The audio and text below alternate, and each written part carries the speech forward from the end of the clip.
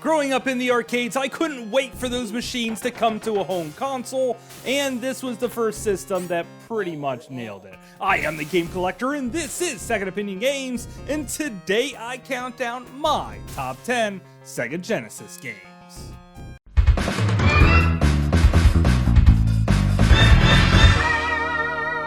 Second Opinion Games.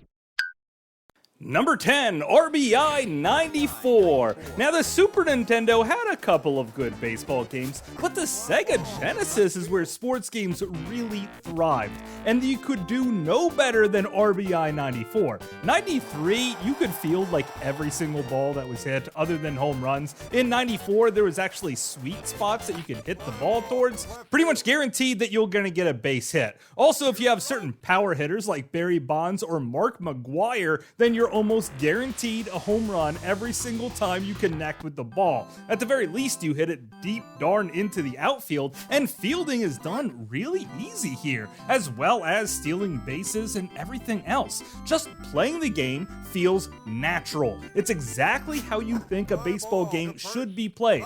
I played a lot of baseball video games, and you would not believe how many get it all wrong. Also, the pitching animation seems to be spot on as well, and the game seems to have the right amount of voice clips playing that not be too repetitive and not be overdone. If you love baseball video games, well then RBI 94 is the best one of all of them, ever. I should never even have played a baseball game for the rest of my life because they just don't compare to this one.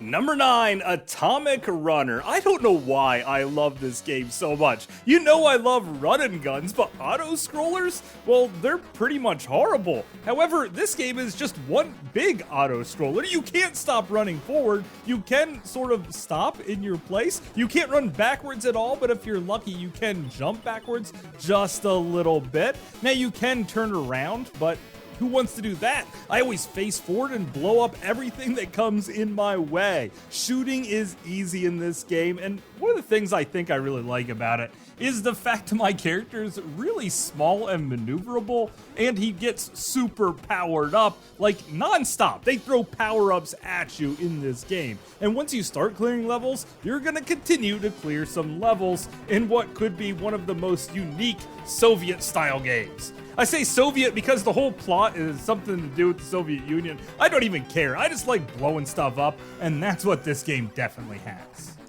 Number 8, Altered Beast. Now, I know a lot of you guys tend to hate on this game, but I think it's even better than the arcade version. Sure, it doesn't have the sprite scaling that version does have, but what this does have is cheats, because you can set it up to turn into any animal you want on any stage of the game. You could give yourself extra life, or maybe even take it away.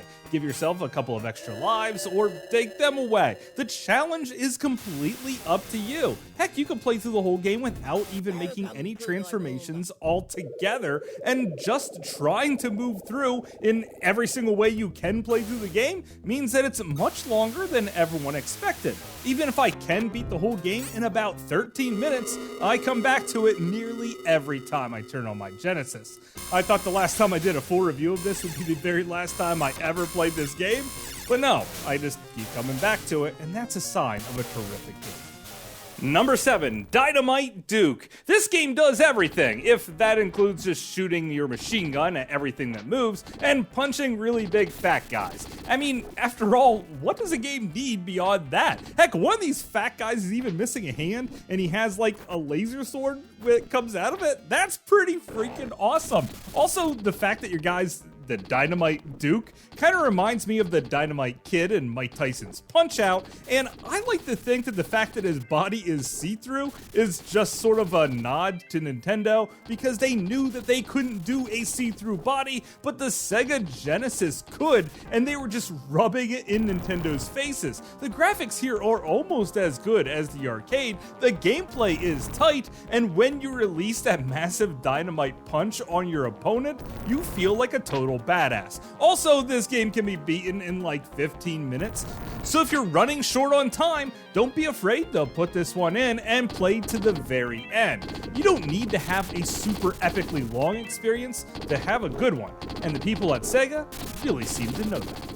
Number 6, Rocket Knight Adventures. Take a possum, give him a jetpack and a sword, and tell him to kill a whole lot of pigs. Heck yeah, I'm in! A 2D action platformer adventure game where you just cut all these little piggies down to size and make them into bacon. You do get the hang of this jetpack pretty darn fast, and then you'll be flying through levels, quite literally. But you don't have infinite amount of propulsion, so you're gonna have to stop and recharge rather often. Now the backgrounds, just the way they move, with all the parallax scrolling, the gorgeous graphics, and the great details of animation is what makes this game stand out, on top of the sublime music, and you have yourself one of the coolest games ever.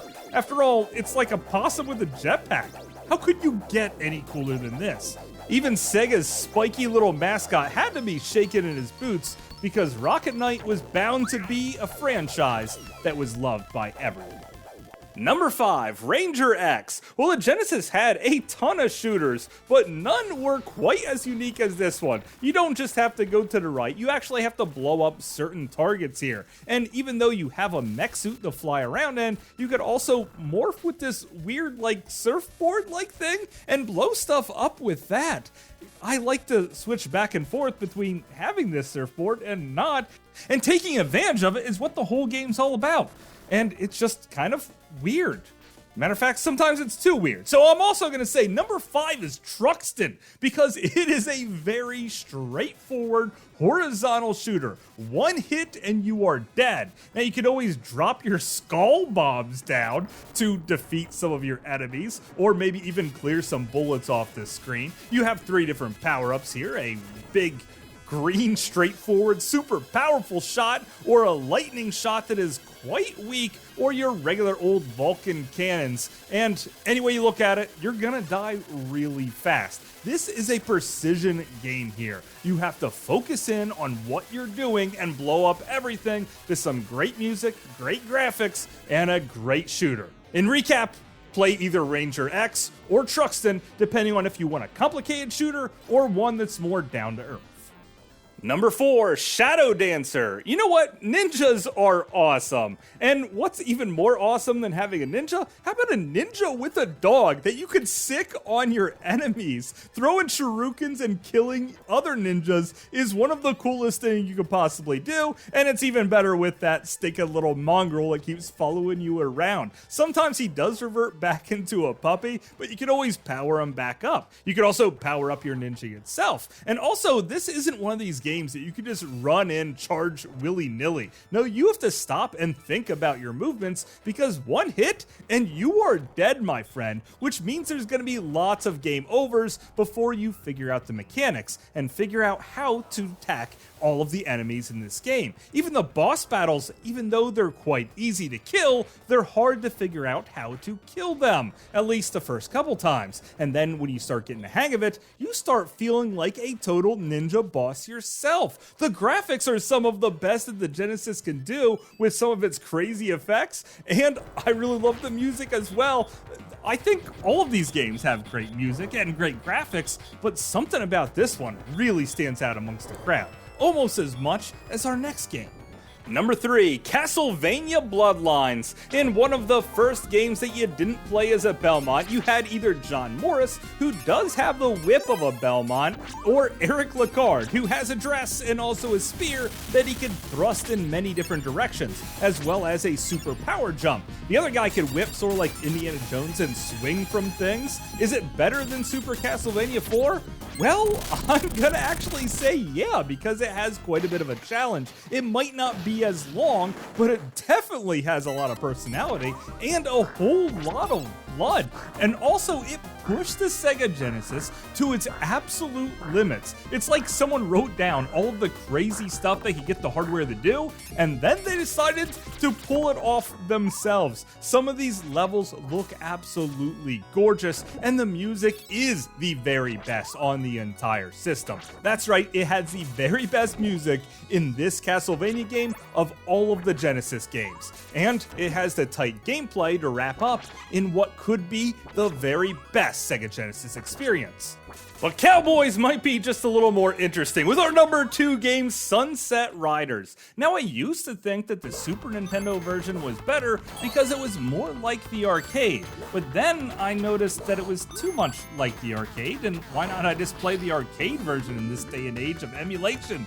Well, I could be playing the Sega Genesis version, which is its very own game with its very own levels, and I really do like shooting those Native Americans down to size. I also like all of the dirty, dirty girls that can't wait to kiss you and give you extra guns, blowing away everyone with a double-barreled shotgun that seems to be never needed to be reloaded, and also wearing the pink sombrero while doing it is one of the coolest things you could possibly have. However, the game's not perfect. It's missing a lot of the voice sampling that I really loved about the arcade version, but the tight controls. If you wondered why Contra didn't make this list, it's because I like Sunset Riders just a little bit more, at least on the Sega Genesis.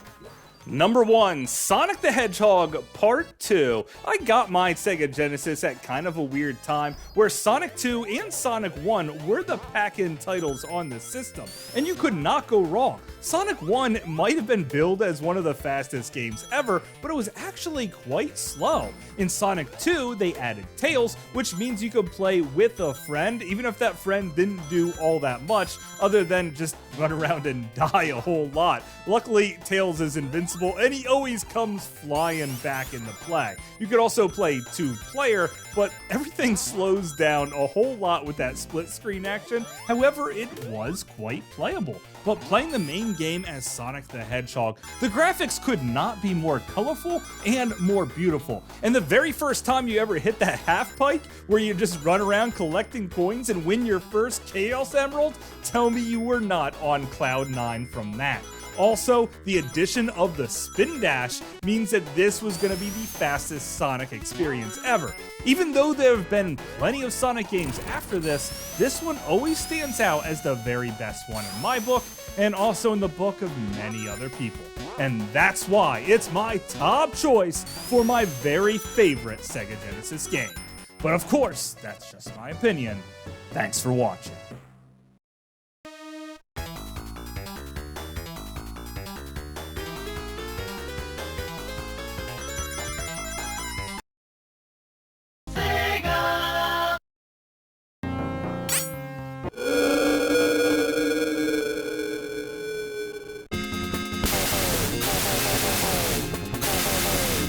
Hopefully you guys enjoyed this video. I had a great time making it because I got to sit down with the Sega Genesis. I don't do it very much at all, and I really would like to cover more hidden gems for the system. I just maybe know the system too well. So if you know that a game is hidden and not many people know about, well, please tell me that the game's hidden, because to me, all these games just stand out as awesome games for the system. And even RBI 94, who would have thought a sports game would finally make my list?